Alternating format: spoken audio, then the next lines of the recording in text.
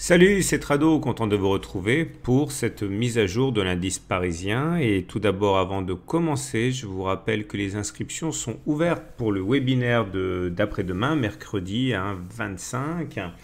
J'animerai un webinaire consacré au double top, au double bottom, au triple top, au corner, etc.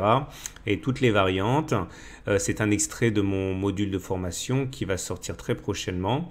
Et vous pouvez déjà vous inscrire, c'est complètement gratuit comme vous le savez, il suffit d'aller sur le lien, de cliquer et je vous donne rendez-vous dans à peu près 2 jours pour ce webinaire. Alors aujourd'hui la séance sur le CAC a été assez agitée, on le voit, on a connu une marge de variation assez importante, on a oscillé entre les 4280, 4300 où on a été retenu d'ailleurs par la Tenkan et la M7 qui nous ont permis de rebondir, mais également bloqué par ce nœud de résistance ici, ce nœud qui n'est pas anodin puisqu'il correspond à la fois à cette horizontale orange qui figure depuis pas mal de temps sur le graphe et également par le haut du triangle ici qui a complètement brisé les velléités haussières.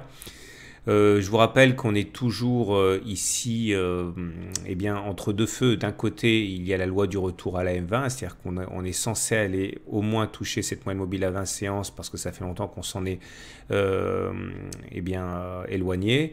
Et de notre côté, on est dans une configuration technique assez baissière et chartiste assez baissière puisque vous voyez, on est toujours dans ce fanion baissier ici dont normalement on sort par le bas. Alors, trop tôt pour savoir si on va atteindre les objectifs traditionnels du fanion baissier. De toute manière, je vous rappelle que les fanions, ça se trade normalement, pour les plus prudents, uniquement une fois que l'on a cassé significativement le triangle qui forme la pointe du fanion. Pour l'instant, c'est trop tôt, à moins que vous soyez vraiment un trader aguerri. Mais pour l'instant, encore une fois, on s'est laissé un petit peu bercer par les éléments extérieurs, notamment le pétrole qui a lâché un petit peu de terrain et qui explique la baisse du jour. Les indicateurs techniques sont intéressants à suivre aussi, je vais vous dire pourquoi. Parce que bon, d'une part, la faiblesse des volumes, pas hausse, mais baisse des volumes, montre que l'attentisme prédomine chez les intervenants. Il y a aussi le fait que nous avons une double divergence baissière cachère. C'est très important. Je vais mettre un lien pour que vous compreniez comment ça fonctionne avec un tutoriel libre d'accès dans l'article. Et regardez, l'idée c'est celle-là. Vous voyez, le momentum inscrit un plus haut. Et on retrouve d'ailleurs ce plus haut sur le RSI, mais pendant le même laps de temps, les cours, eux, ne font pas de plus haut. Ça s'appelle une divergence baissière cachée. C'est un signal extrêmement puissant. C'est une menace. Ça ne suffit pas pour spéculer à la baisse, mais en tout cas, ça veut dire que si une baisse devait intervenir, elle serait sans doute assez violente. C'est un de mes signaux préférés. J'en parle dans mon module de formation sur les indicateurs techniques. Et voilà, on ne peut pas faire comme si ça n'existait pas. Et la seule façon d'invalider cette épée de Damoclès serait de faire également un plus haut sur les cours, c'est dépasser les 4377. Pour l'instant, on n'y est pas, vous l'aurez compris. Attention, j'insiste jamais suffisamment. Il y a une divergence baissière ou haussière, qu'elle soit classique ou standard, ne suffit pas pour acheter ou vendre une action. C'est simplement un élément en plus à prendre en considération dans le faisceau de tous les autres éléments. Alors au-delà, rien d'autre. On remarquera qu'on est toujours en termes Ichimoku dans le nuage, c'est-à-dire sans tendance, et que la lagging span ici a les coudées franches éventuellement pour baisser, puisque le prochain support pour la lagging span c'est justement la SSB vers les 4300.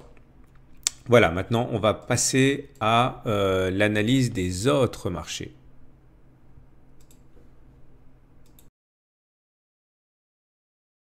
Alors on démarre avec le DAX 30, l'indice phare allemand.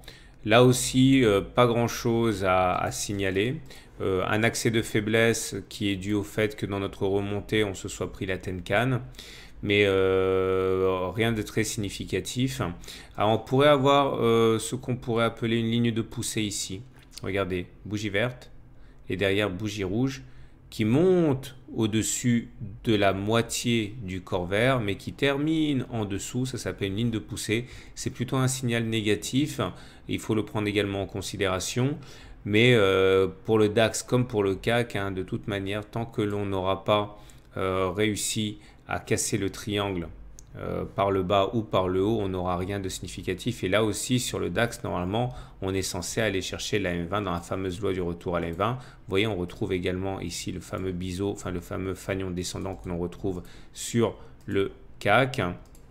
Les indicateurs techniques demeure quand même assez fragile. Le MACD toujours en dessous de son signal. Le momentum tente de basculer positif, mais pour l'instant, ça reste quand même assez timide. On verra si on va passer au-dessus, ce serait quand même une bonne chose. Pour l'instant, nous n'y sommes pas.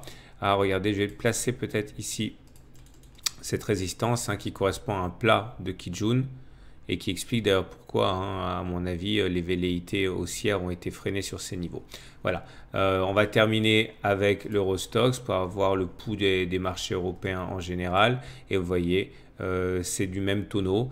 On a une sorte de couverture en nuage noir. Ici, vous avez bougie verte, bougie rouge, et la bougie rouge commence au-dessus, bon, ça se joue sur l'épaisseur du trait, le bougie rouge, le corps de la bougie rouge est au-dessus du corps de la bougie verte et il termine en dessous de la moitié, en dessous du niveau médian.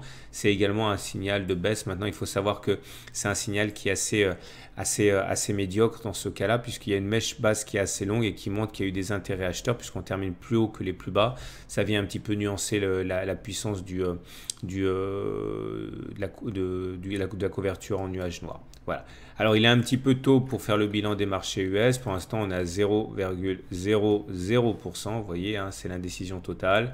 Là aussi, on est bloqué pour l'instant par la Tenkan, mais par le bas, on est soutenu par la M7. Voilà, il ne me reste plus qu'à vous inviter à vous inscrire au webinaire. Si vous ne pouvez pas être là, ne vous inquiétez pas. Vous pouvez tout simplement vous procurer par la suite le module de formation qui est dédié au même thème, les doubles creux, les doubles pics, etc., etc. Finalement, le webinaire n'est qu'une version allégée, on va dire, de ce qu'il y a dans le module de formation. Donc, pas de panique si vous ne pouvez pas être là, bien que j'espère que vous le soyez. Allez, à très bientôt et on se voit en clôture des marchés US pour l'objectif de trading de demain.